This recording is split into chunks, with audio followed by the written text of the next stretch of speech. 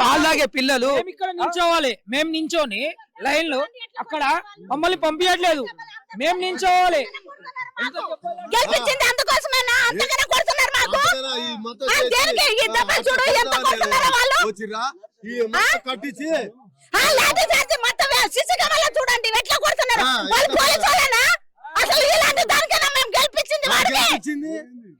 ఎట్లా కొడుతున్నారు వాళ్ళు పోలీసులకి. అన్ని బంగారం పైన వచ్చే 3 రోజులు అంటారా మేము? 3 రోజులు అంటే 3 రోజులు శిక్షణ ఉన్నా మేము. ఎందుకు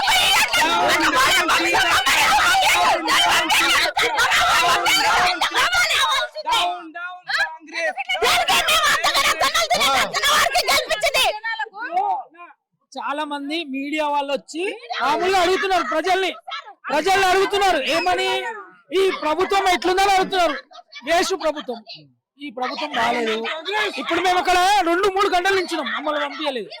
ఇప్పుడు ఈ లైన్ లో పోవాలంటే మాకు ఇబ్బంది కదా అన్న. ఎంత ఇబ్బంది.